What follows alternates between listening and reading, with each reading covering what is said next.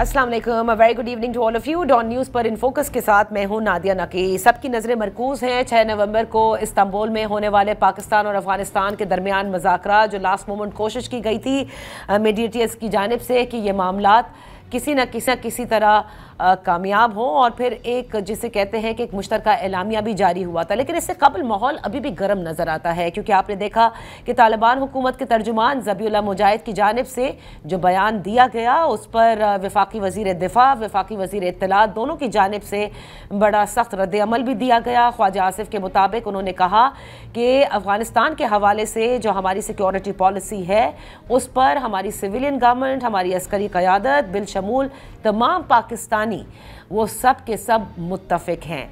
और उन्होंने कहा कि ये एक झूठा प्रोपेगेंडा है जो झूठा बयानिया ये पेश कर रहे हैं और अपनी नाकामियों को छुपाने के लिए ये इस किस्म के बयान दिए जाते हैं। दूसरी जानिब वफाकी वज़ीर इत्तलात की जानिब से भी यही कहा गया कि उन्होंने तोड़ मड़ोड़ के बयान को पेश किया और ये ज़बीउल्लाह मुजाहिद साहब का वो बयान था जो इस्तांबुल में होने वाले मुज़ाकरात का था, जिसमें पाकिस्तान ने ये कहा था कि दहशतगर्दों के ख़िलाफ़ एक्शन लिया जाए। और जब अफ़गान की साइड से ये कहा गया, कुछ पेश किया गया, तो उन्होंने ये कहा कि हम तहवील में लेने को तैयार भी हैं, यानी पाकिस्तान की साइड से ये कहा गया।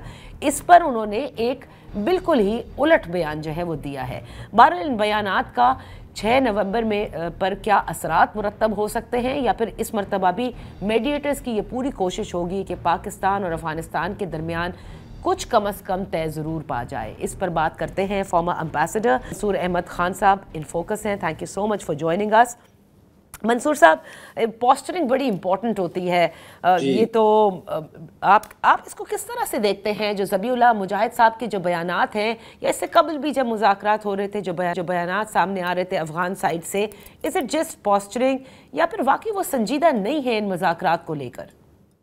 नहीं, मेरा ख्याल है दोनों साइड्स ने मुज़ाकरात में तो काफ़ी संजीदगी का मुज़ाहरा किया था। जब काफ़ी मुश्किल सूरत हाल के बावजूद जब दोहा में जो सीज़ फायर एग्री हो गया था और उसके बाद कई राउंड्स ऑफ टॉक्स हुए इस्तांबुल में, तो दोनों साइड्स आखिरी दिन फिर एक एग्रीमेंट पे पहुंची और उस एग्रीमेंट में बड़े इंपॉर्टेंट नुकात थे कि सीज़ फायर को कंटिन्यू किया जाएगा, दोनों साइड्स ऑब्जर्व करेंगी इसको, और दोनों एक जॉइंट मॉनिटरिंग मैकेनिज्म के ऊपर भी असूली तौर पर रजामंदी का इजहार किया। तो मेरा ख्याल है कि इसमें ये बहुत ज़रूरी है दोनों साइड्स के लिए, लेकिन अफगान साइड के लिए ख़ास तौर पे कि उनकी तरफ से इस किस्म के पब्लिक स्टेटमेंट्स नहीं आनी चाहिए जो कि इस मुज़ाकरात के माहौल को अफेक्ट करें। उन्हें मेरा ख्याल है ये गैर ज़रूरी किस्म की स्टेटमेंट थी जो अफगान तालिबान के स्पोक्स पर्सन की तरफ से है। ये सोशल मीडिया पे तो इस किस्म के प्रोपेगेंडिस्टिक स्टेटमेंट्स चलती रहती हैं, लेकिन हुकूमत के स्पोक्स पर्सन को एहतियात करनी चाहिए। अभी भी मैं समझता हूँ कि दोनों साइड्स को एक कॉन्फिडेंस रेस्टोर करने की जरूरत है, और इस्तांबुल में जो 6 नवंबर को जो डायलॉग होने जा रहा है उससे कुछ उम्मीदें वाबस्ता हैं, क्योंकि असल मसला जो है, असल मामला जो है वो जॉइंट मॉनिटरिंग मैकेनिज्म का है। और पाकिस्तान और अफगानिस्तान में तालिबान की हुकूमत से पहले जॉइंट मॉनिटरिंग मैकेनिज्म एग्जिस्ट करता था, क्योंकि उस वक्त भी आपको पता है कि यूएस और नेटो की फौजें वहाँ मौजूद थी, एक अफगान हुकूमत थी, और इसके अलावा पाकिस्तान के साथ एक मामलात थे कि जी तालिबान की इंसर्जेंसी हो रही है, पाकिस्तान उसमें क्या कर सकता है।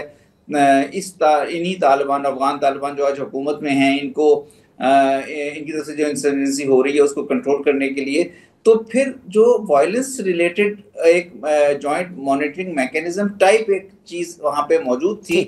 हमारे भी ऑफिसर होता था, इनके अफगान ऑफिसर यहाँ पे होता था, और यूएस और नेटो के थ्रू वो हम एक कोऑर्डिनेशन किया करते थे, यानी दोनों साइड्स कोऑर्डिनेशन करती थी।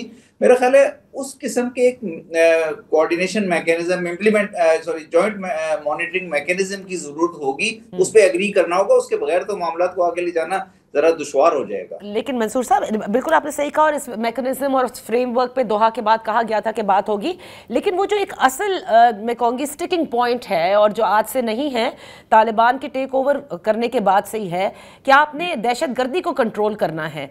और अब तो बड़े वाज़े तौर पर कह दिया है कि फितना उल ख्वारिज और फितना उल हिंदुस्तान के खिलाफ आपने एक्शन लेना है। सो इस पर आप समझते हैं कि 6 नवंबर को this is going to be the main important point, जंगबंदी कंटिन्यू करनी है, ये तो मतलब माजरत के साथ ये लगता है कि क्योंकि फॉल अपार्ट ना हो जाए ये मुज़ाकरात, तो एटलीस्ट कम से कम पर इक्तफा कर लिया जाए। लेकिन ये तो पाकिस्तान के लिए अब क्या बहुत अहम नहीं हो गया, या अभी भी पेशेंस के साथ चलेगा पाकिस्तान? नहीं, मेरा ख्याल है कि अब एक मुज़ाकरात ऐसी स्टेज पे हैं जहां काफी ग्राउंड वर्क हो चुका है, और मैं समझता हूं कि दोनों साइड्स में जो बातचीत चल रही होगी वो यही होगी कि मॉनिटरिंग मैकेनिज्म किस किस्म का होना चाहिए। पाकिस्तान जो है वो ये चाहता है, पाकिस्तान की कोशिश ये है कि पाकिस्तान जो एक्शनेबल इंटेलिजेंस शेयर करे, जो एविडेंस शेयर करे कि अफगान सॉइल पे जो टीटीपी के या बीएलए के या ये ग्रुप्स जो भी मौजूद हैं, इनके मुतालिक अगर कोई इंफॉर्मेशन शेयर की जाए अफगान सॉइल पे इनकी मौजूदगी की, तो फिर हम अफगान साइड उस पे एक्शन ले, रादर देन के पाकिस्तान को कोई स्ट्राइक्स करनी पड़े। तो अगर ये चीज हो जाती है, ये एग्री हो जाता है कि किस किस्म का एक्शन वो लेंगे, अगर पाकिस्तान दोनों साइड्स का के दरमियान एक मैकेनिज्म जो है वो तो बायलैटरल ही होगा, उसमें गारंटर्स हो सकते हैं कि दोहा और कतर और तुर्की के गारंटर्स हो जाएं, या किसी और मुल्क के भी गारंटर अगर शामिल हो जाएं इस्लामी ममालिक के, तो शामिल किए जा सकते हैं। लेकिन वो एक्शन जो है वो पाकिस्तान की तरफ से इंटेलिजेंस होगी, और अफगान साइड जो है उस इंटेलिजेंस को वेरीफाई करने के बाद अफगान साइड उस पर कोई एक्शन लेगी।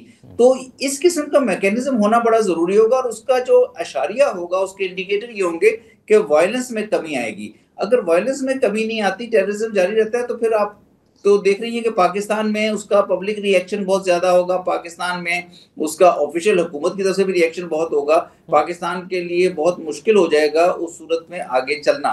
तो मेरा ख्याल है कि जो मुज़ाकरात में काफी पेचीदगी आई थी, तातुल बढ़ा था, लेकिन उसके बाद दोनों साइड्स ने फाइनली असूली तौर पर उस जो स्टेटमेंट जारी हुई थी तुर्की की तरफ से, असूली तौर पर ये एग्री हो चुका है। अब वो उसकी जॉइंट मॉनिटरिंग मैकेनिज्म की शक्ल क्या होती है, उसकी इम्प्लीमेंटेशन किस तरह होती है, उस पर जाना है। उस पर मेरा ख्याल दोनों साइड्स को बायलैटरल भी फिर मुज़ाकरात जब ये एग्री हो जाता है तो बायलैटरली फिर उसकी एक ग्राउंड पे शक्ल बनानी पड़ेगी। तो उसके इस मैकेनिज्म के बगैर, तो जो आप कह रही हैं ना, इस मैकेनिज्म के बगैर सिर्फ मकसद सीज फायर को कंटिन्यू करते रहना तो नहीं है। सीज फायर तो एक एस्केलेशन से निकलने का एक जरिया था। अब एस्केलेशन से दोनों कंट्रीज इस वक्त बाहर हैं, लेकिन इसको आगे मजीद ले जाने के लिए, ताकि दोनों मुल्कों के ताल्लुकात रेस्टोर हो सकें, बॉर्डर खुल सके और कुछ नॉर्मल हालात की तरफ जाए, ये जरूरी होगा। तो मंसूर साहब, ये आप एक्सपेक्ट करते हैं और ये ज़रूरी है कि पाकिस्तान को भी एक रिटन गारंटी चाहिए होगी from the Afghan Taliban side. अब ये मुँह ज़बानी नहीं होगा, क्योंकि मुँह ज़बानी या इस तरह से बातचीत का सिलसिला तो कई बार हुआ है कि ख़ुद यहाँ से वफूद जाते हैं अफ़गानिस्तान, वहाँ पे जाकर बताया जाता है कि किस तरह से टीटीपी हो गया, बीएलए हो गया, दीगर जो प्रॉक्सीज काम करते हैं और अफगान सरजमीन का इस्तेमाल होता है, उसके बाद कोई एक्शन अभी तक लिया नहीं गया, क्योंकि पहले तो वो इनकारी थे ना कि नहीं, कुछ नहीं हो रहा। नहीं, ये मैकेनिज्म जो है ये तो बिल्कुल रिटन फॉर्म में ही होगा ना, क्योंकि ये तो पेपर पे होगा कि ये मैकेनिज्म है, इस तरह से इंटेलिजेंस शेयर की जाएगी, इस तरह से और ये दो तरफा होगा। अगर अफगानिस्तान को भी कोई शिकायतें हैं, कंसर्न्स हैं दाइश से मुतालिक, तो अफगानिस्तान भी वो उस मैकेनिज्म का इस्तेमाल करते हुए कह सकता है, क्योंकि ये तो मेरा ख्याल है बहुत पहले हो जाना चाहिए था, 2-3 साल पहले हो जाना चाहिए था कि पाकिस्तान और अफगानिस्तान के दरमियान एक सिक्योरिटी मैकेनिज्म, एक सिक्योरिटी कोऑपरेशन फ्रेमवर्क हो। और मेरा ख्याल रिस्पॉन्सिबल हजरात जो हैं दोनों साइड से, रिस्पॉन्सिबल शख्सियात इस बात को कह रही थी। तो ये तो बिल्कुल एक पेपर पे होगा। और मैंने जैसे आपको कहा ना कि ये मैं इसमें इन्वॉल्व रहा हूँ कई साल पहले, जब अशरफ गनी हुकूमत के दौरान पाकिस्तान और अफगानिस्तान के दरमियान बायलैटरली हमने एक फ्रेमवर्क एग्री किया था, APAPPS, Afghanistan Pakistan action plan for peace and solidarity. उसके अंदर बिल्कुल इसी किस्म के मैकेनिज्म्स थे। हालात उस वक्त फर्क थे, एक्टर्स फर्क थे, जो जिनको टारगेट किया जा रहा था। इंसर्जेंट तालिबान उस वक्त इंसर्जेंसी में थे, तालिबान अब अफगान तालिबान अब हुकूमत में हैं, लेकिन ये एक खदो खाल उसके मौजूद हैं। और इस वक्त मेरा ख्याल है दोनों साइडें इस पर काफी गुफ्तगू कर चुकी होंगी और उन्होंने काफी एक आगे मैकेनिज्म को शक्ल दी भी होगी।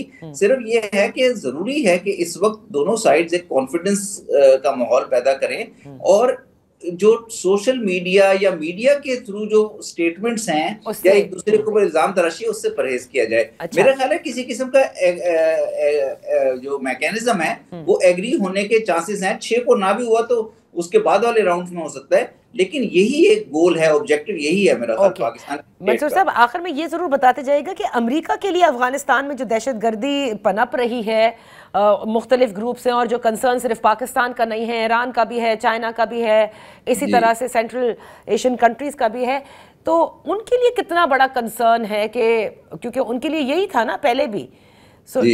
लेकिन बहुत ज्यादा हम नहीं देखते कि they are vocal about it.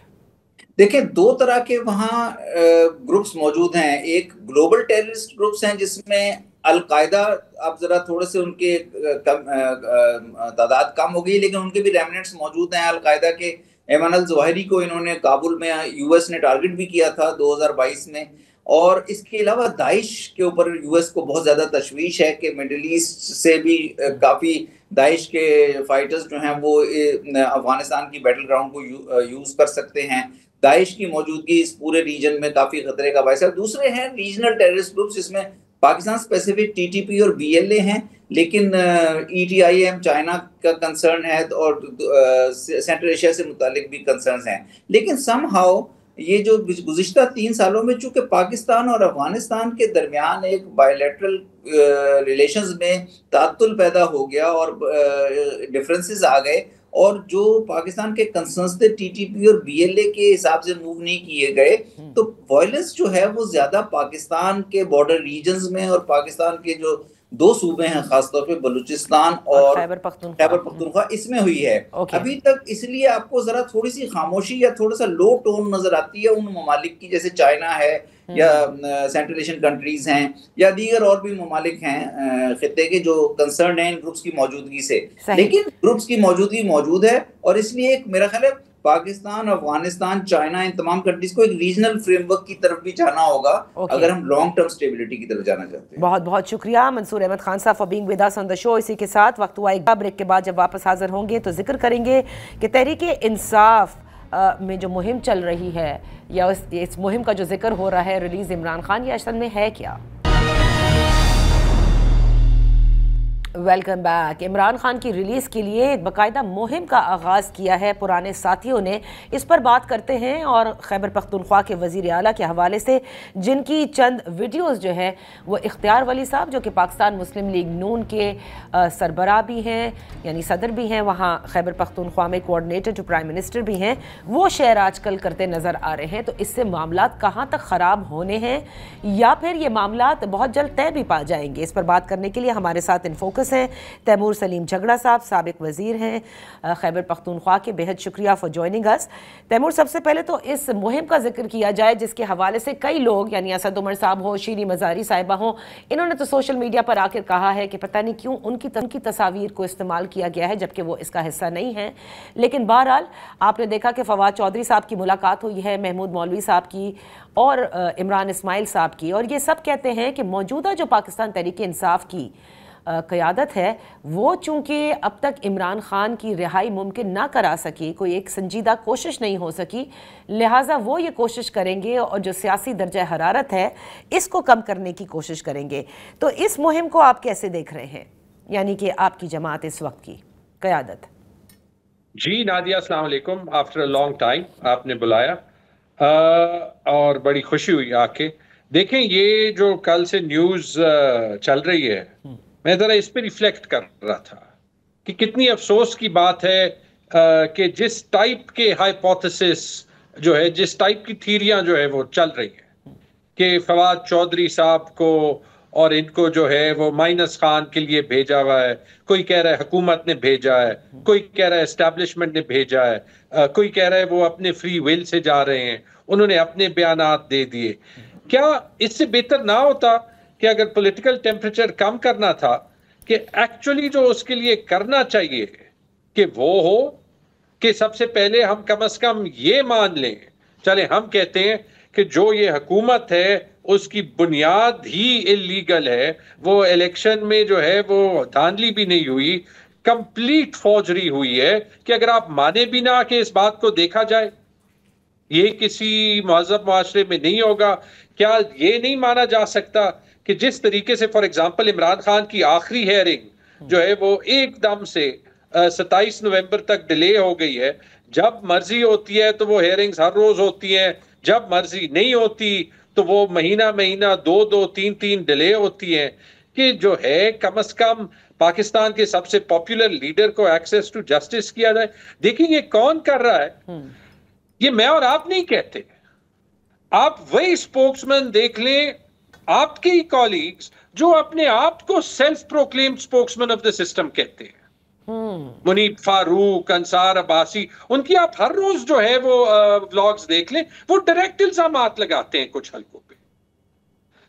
तो अगर ये बात है, इट्स इररिलेवेंट कि फवाद और महमूद मौलवी और इमरान इस्माइल क्यों कर रहे हैं। अगर अच्छी नीयत से कर रहे हैं, 100 बिस्मिल्लाह। अगर अच्छी नीयत से नहीं कर रहे तो मतलब they should be answering for themselves. मैं आपको इसके बारे में क्या बताऊं कि ये मैं जरूर कह सकता हूं कि टेम्परेचर नीचे होने की जरूरत है, लेकिन उसका हल ये नहीं है कि आप इमरान खान से कोई जो है वो ऐसी चीज मनवाएं, क्योंकि इमरान खान माजरत के साथ 3 साल उसको जेल में रख के आपने उनका कद बहुत ऊंचा कर दिया। देखिए, मनवाने की जहां तक बात है, जो हमारी बात हुई है महमूद मौलवी साहब से, वो ये कहते हैं कि दोनों अतराफ से, यानी कि वो हुकूमत से भी मिलेंगे और उनसे भी कहेंगे। फवाद चौधरी का वीडियो बयान भी आपने देखा होगा, जिसमें ही बिलीव्स कि everyone has to step back, चाहे वो हुकूमत हो, एस्टैब्लिशमेंट हो और इवन तहरीक इंसाफ हो। और ये जो एक मज़ाहमत की मुस्तकिल और टकराव की जो कैफियत है, इसको कम करना होगा और फिर वहाँ से मामलात थोड़े बहुत बेहतर होना शुरू होंगे। यानी कि इसकी वो कोशिश कर रहे हैं। तो आप नहीं समझते कि यस, अगर दूसरी साइड से ज्यादती हुई है तो पीटीआई ने भी एक मैक्सिम लिया हुआ है। मतलब जिस किस्म का सोशल मीडिया, जिस किस्म के बयानात, माजरत के साथ तैमूर, इमरान खान के ट्विटर हैंडल से आते हैं, वो तो यहाँ आपकी अपनी पार्टी के कई लोग जो हैं उसको मानने से इनकारी होते हैं और समझते हैं कि चीज़ें और ख़राब हो रही हैं इससे। नादिया, पार्टी में बहुत मसाइल हैं, उस पे तो कम से कम मैं तो पर्दा नहीं डालता। ठीक है, अगर एक चीज़ ये निज़ाम जो है वो सक्सेसफुल हुई है, वो ये हुई है कि पार्टी का बहुत सा फोकस जो है वो अपना इंटरनल इनफाइटिंग पे ले आए। लेकिन वो सब कुछ उसने किया है कानून को तोड़ के। देखिए, मैं जो है वो फवाद पे या इमरान इस्माइल पे या उनकी एफर्ट पे बात नहीं करना चाहता। मेरे ख्याल में इट्स रेलेवेंट। कौन नहीं चाहता कि इस मुल्क में पॉलिटिकल नॉर्मलसी ना आए, लेकिन ये काम हुकूमत क्यों नहीं कर सकती? अगर ये काम फवाद चौधरी को जो है वो हुकूमत डिप्यूट कर, देखिए, या चाहिए कि उनको पीटीआई जो है वो डिप्यूट करे, पीटीआई ने नहीं किया, या चाहिए कि उनको हुकूमत जो है वो या हाइब्रिड निजाम जो है वो डिप्यूट करे, वो उन्होंने नहीं किया। ठीक है, तो आई एम सॉरी बट तारीख हमें ये बताती है कि इस टाइप के एफर्ट्स जो हैं वो टिपिकली तो इनका कुछ नहीं बनता। लेकिन क्या मैक्सिम पोजीशन ली है? देखिए, जो इमरान खान अपने ट्वीट्स में कहते हैं वो तो हम टीवी पे डिस्कस नहीं कर सकते, हमें इजाजत नहीं है। लेकिन एट द सेम टाइम आप मुझे ये बता दें नादिया कि आप एक बंदे को दीवार से लगाएं, राइट? वो उनके ट्वीट्स पे तो हम तभी बात कर सके जब हम कंटेंट पे बात कर सके कि कौन सी चीज ठीक है, कौन सी चीज गलत है, कौन सी चीज इन रिस्पॉन्स है, कौन सी चीज इन रिस्पॉन्स नहीं है, कहां पे किसने ज्यादती की। क्या हम ये सारी बातें कर सकते हैं? अभी तक कुछ टाइम पहले तक तो आप लोगों को इंस्ट्रक्शंस दी कि इमरान खान का नाम नहीं ले सकते। I think many journalist just said कि दिस इज रिडिकुलस, हम करेंगे। अब मैक्सिमल पोजीशन क्या होती है? आप ये चाहते हैं कि मैं अपने इलेक्शन की सीट के लिए जो है वो एफर्ट ना करूं। अगर आप चाहते हैं और इससे पाकिस्तान का भला होता है तो बता दें, लेकिन पब्लिकली बता दें। आप ये चाहते हैं कि हम जो है वो हमें ये इख्तियार ना हो कि हम अपना चीफ मिनिस्टर खैबर पख्तूनख्वा में लगा दें, अच्छा हो, बुरा हो, काला हो, गोरा हो, एजुकेटेड हो, अनएजुकेटेड हो, इस सब की गुंजाइश है आइन में। लेकिन क्या ये खैबर पख्तूनख्वा की पार्लियामान का हक है या ये आपका हक है? आप ये चाहते हैं कि आप कहते हैं कि इस मुल्क में सिर्फ आइन का निजाम है और कोई हाइब्रिड निजाम भी नहीं है। DGISPR ने प्रेस कॉन्फ्रेंस में ये कहा। तो जब नहीं है तो मुझे सिर्फ एक बात बता दे, इस जुमेरात को मैं भी अडियाला था जब विजिटेशन आवर्स के अंदर, यानी वो कानूनी जो है वो टाइम जिसमें इमरान खान को हक है कि वो जिससे मिलना चाहे, राइट, वो मिले कोर्ट के प्रोसीजर के मुताबिक, राइट। तो आम बंदे को तो छोड़े, खैबर पख्तूनख्वा के चीफ मिनिस्टर चौथी बार आ रहे हैं और उनकी जो है वो एक एक्स प्राइम मिनिस्टर से मुलाकात नहीं हो सकती।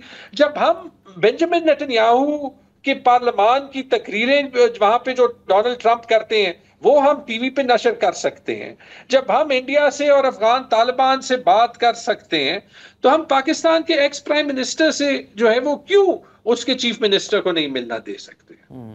ठीक है, ये तो आप लोगों की शिकायत है और वजह भी है कि क्यों अब तक मुलाकात नहीं हुई और इसको क्यों इतना बड़ा मसला बनाया गया है। लेकिन दूसरे अतराफ में आपको याद होगा कि सुहेल आफरीदी साहब की हल्फ बर्दारी से पहले वफाकी वज़रा ने प्रेस कॉन्फ्रेंस भी की थी उनके हवाले से, लेकिन बात अभी तक थमी नहीं है। बिकॉज आपने देखा होगा कि गुज़िश्ता रोज़ जो कोऑर्डिनेटर टू प्राइम मिनिस्टर हैं इख्तियार वली साहब, उन्होंने सोशल मीडिया पर कुछ वीडियोज़ शेयर की, उन्होंने मैसेज शेयर किया और उन्होंने कहा ये तो अभी कुछ नहीं, इसके अलावा मज़ीद वीडियोज़ हैं जो वो मंजर आम पर लाएंगे। क्या लगता है कि क्या सुहेल आफरीदी को चलने नहीं दिया जाएगा और ये बार बार वीडियोस दिखाने का मकसद ये है कि ये Suhail Afridi was one of those जिन्होंने इंतशार फैलाया है? बिकॉज दैट्स व्हाट वफाकी हुकूमत में बैठी जमात आप लोगों के लिए गिला करती है कि ये तोड़ फोड़ की सियासत करते हैं, ये इंतशार की सियासत करते हैं। 9 मई का हवाला मौजूद है और उसके बाद फिर 26 नवंबर का। नादिया, इख्तियार वली ने वीडियो को कौन सी डेट की वीडियो करार दिया था? हाँ, वो पहले कोर कमांडर हाउस का जिक्र कर रहे थे, फिर बाद में पीटीआई की तरफ से ये या कुछ लोगों की तरफ से जो कि पीटीआई के सपोर्टर्स अपने आप को पोर्ट्रे करते हैं वो ये कहते हैं, और फिर आज तो प्रेस कॉन्फ्रेंस भी की है बल्कि खैबर पख्तूनख्वा के जो वज़रा हैं उनकी जानिब से भी की गई है कि ये ज़मान पार्क की वीडियो थी।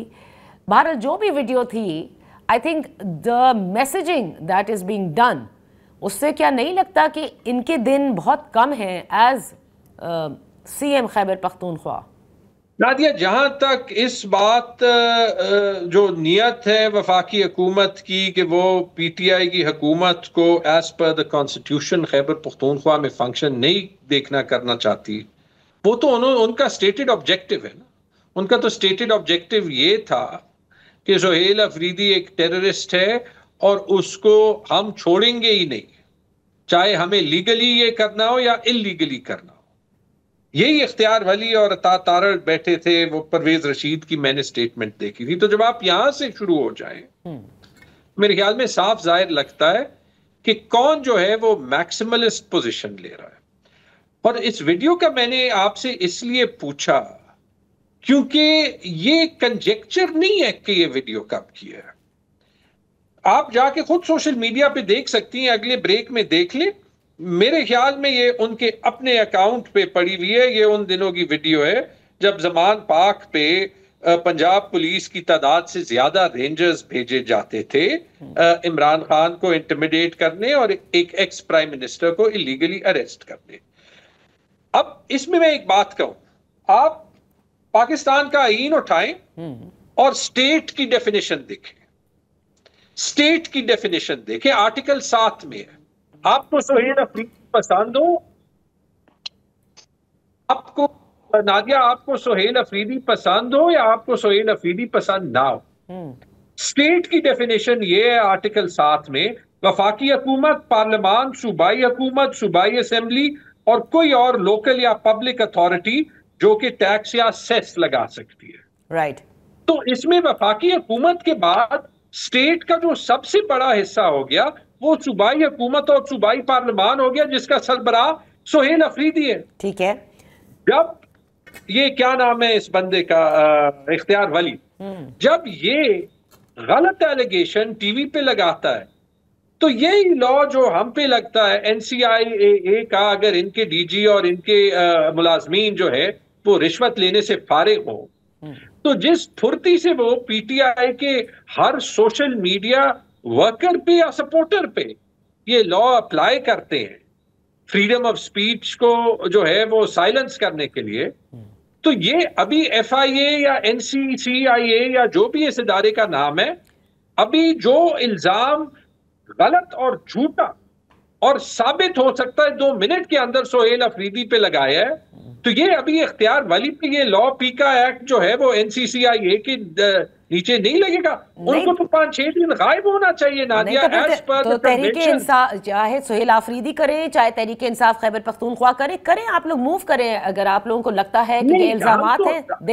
हम तो इसमें बिलीव नहीं करते। मैं तो खैबर पख्तूनख्वा हुकूमत को कहूंगा, पिछली हुकूमत में भी जो 2-3 बार ये पीका एक्ट इस्तेमाल हुआ था, देखिए ये पीका एक्ट मुझ जैसे लोगों को और उससे ज्यादा इंपॉर्टेंट आप जैसी इंडिपेंडेंट आवाजों को डिपेंडेंट करने का जरिया। आपको भी पता है, मुझे भी पता है, कानून खत्म होना चाहिए। लेकिन मैं कह रहा हूं कि आप ये कॉन्ट्रडिक्शन देखें, ये मुनाफिकत देखें कि जिस तरीके से वो कल भी किसी खातून को जो है वो एयरपोर्ट से उठाया था, जो हमारी सोशल मीडिया वर्कर थी, किसी ट्वीट पे उठाया था ना, तो यहां पे तो इख्तियार वाली स्टेट पे डायरेक्ट इल्जाम लगा रहा है। मैंने आपको स्टेट की डेफिनेशन दी थी। बिल्कुल ठीक है तैमूर, यहाँ वक्त हुआ है एक ब्रेक का। ब्रेक के बाद हम अपनी गुफ्तगू जारी रखेंगे।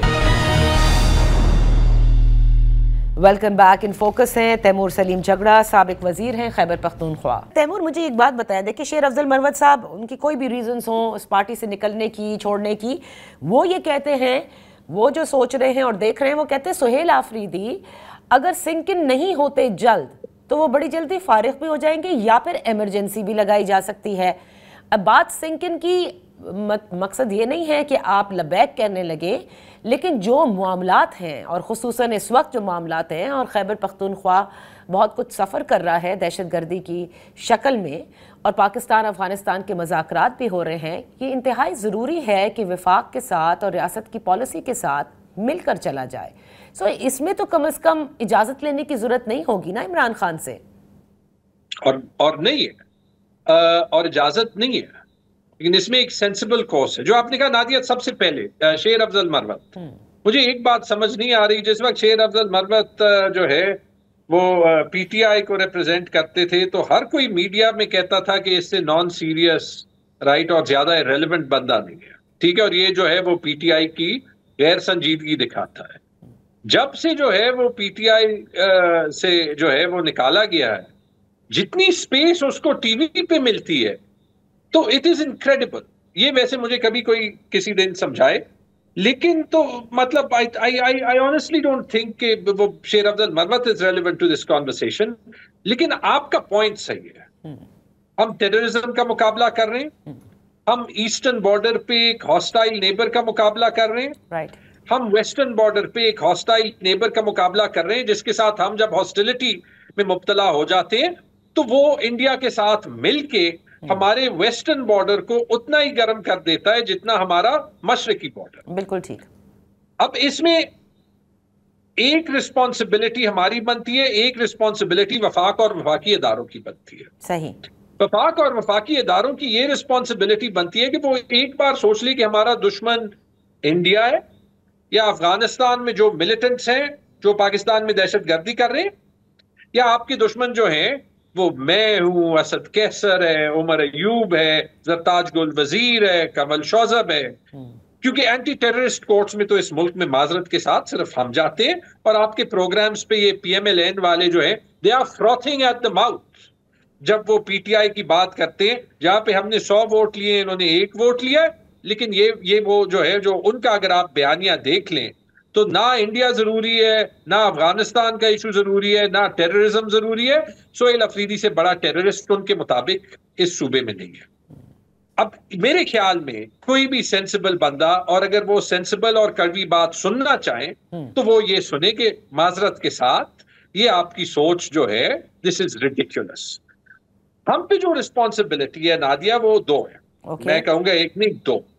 एक ये कि हम स्टेट का जो है और अपनी आर्मी का साथ दें, और हमने कलेक्टिवली भी कहा है और हम में से बहुत लोगों ने इंडिविजुअली भी कहा कि देखिए, फॉर एग्जांपल जब इंडिया से जंग थी, हमने टू अ मैन इस फौज को सपोर्ट किया जो भी हमारे डोमेस्टिक गिले थे। सही। मैं बार बार ऑन रिकॉर्ड हूं कि अफगानिस्तान के साथ जंग होगी तो हम सही गलत नहीं देखेंगे, जिस बंदे ने पाकिस्तान का झंडा पहना होगा पीटीआई का हर वर्कर, हर सपोर्टर उसके पीछे होगा। ये आपने इंडिया की जंग में भी देख लिया। सही। लेकिन उसके साथ जो हमारी दूसरी जिम्मेदारी है नादिया, अगर कोई चाहे ना चाहे अगर हम वो चीज बन जाए ना जिस महारत के साथ शहबाज शरीफ डोनाल्ड ट्रंप की तारीफें कर रहा था कि उसके पीछे जो बाकी वजीर आजम थे वो जिस तरीके से एम्बेरस हो रहे थे, और हम वो सच ना बता सके कि टेररिज्म के खिलाफ जंग लड़ने का तरीका सिर्फ ये नहीं है कि आपके लॉ एनफोर्समेंट इदारे सिविल और मिलिट्री जंग लड़े और सूबाई पार्लियामेंट और सूबाई हुकूमत इररेलेवेंट हो, वो फिर आपको उस तरीके से सपोर्ट नहीं कर सकती, और अगर वो करती है वो अपनी क्रेडिबिलिटी खराब करेगी। तैमूर, यहाँ वक्त हुआ है एक ब्रेक का। ब्रेक के बाद हम अपनी गुफ्तगू जारी रखेंगे। Welcome back. इन फोकस हैं तैमूर सलीम झगड़ा, साबिक वजीर हैं खैबर पख्तूनख्वा। जब DGISPR ने पूरी प्रेस कॉन्फ्रेंस की पेशावर में जाकर, तो उन्होंने कहा, ये साफ कहा कि गवर्नेंस के मसाइल ये इंतहाई ज़रूरी हैं, जो कि किसी भी चीज़ किसी भी जगह की पीस के लिए भी इम्पॉर्टेंट है। तो यहाँ पर तो लॉ इन्फोर्समेंट एजेंसी को ही झोंक दिया गया कि आपने ही सब कुछ करना है, जबकि सूबे के हद तक जो इदारे हैं जिन्होंने काम करना है न सिर्फ गवर्नेंस के ऊपर बल्कि और बहुत सारी चीज़ें इसमें जाती हैं तैमूर, वो सब एब्सेंट नजर आते हैं। I would humbly request DGISPR, humbly request कि जब आप पॉलिटिकल प्रेस कॉन्फ्रेंसेस करते हैं तो it makes it very difficult not to respond. देखें, और वो यही बात है कि सियासत का डोमेन जो है और सियासी बयानात का डोमेन वो सियासतदानों को छोड़ना चाहिए। देखें, ये गवर्नेंस की जो बात मैंने सुनी, इसमें 2-3 फैक्ट्स हैं जो खैबर पख्तूनख्वा में पिछले 20 साल में जो 5-6 सबसे पुरअमन जो है वो साल रहे 2015 से 2021 तक, वो सारे पीटीआई के नीचे थे। जो उन 6 सालों में 3 सबसे पुरअमन साल रहे वो पीटीआई की वफाकी और सूबाई हुकूमत के नीचे थे। ठीक है, तो पहली बात तो ये हुई कि वो टेररिज्म के इंसिडेंट्स जाके रिकॉर्ड देख लें, शुरू हुए 2022 के regime change vote of no confidence के बाद। दूसरी बात, देखिए, वो इस तरीके से प्रेजेंट किया गया जैसे कि पूरे मुल्क में सिर्फ खैबर पख्तूनख्वा में टेररिज्म हो रही है। उसी मैप में वो जो चार्ट दिखाई दे रहा था उसमें नीचे बलोचिस्तान में उतने ही रेड डॉट्स थे, और जब आप बलोचिस्तान की पॉपुलेशन देख लें तो पर कैपिटा वहां पे खैबर पख्तूनख्वा से ज्यादा इंसिडेंट्स होते हैं। ओके, बलोचिस्तान में तो जो है वो सिर्फ वफाकी अलायंस की हुकूमत नहीं है, एज पर कॉमन परसेप्शन वहां पे हमारी एस्टेब्लिशमेंट का सबसे स्ट्रांग रोल होता है, तो वहां पे गवर्नेंस का मसला नहीं है। और एक तीसरी बात नादिया, देखिए, गवर्नेंस का इशू है जब अफगानिस्तान से टेररिज्म आए। हम अफगानिस्तान में जो बमबारी करते हैं वो इसलिए करते हैं कि वहां से टेररिज्म आती है ना।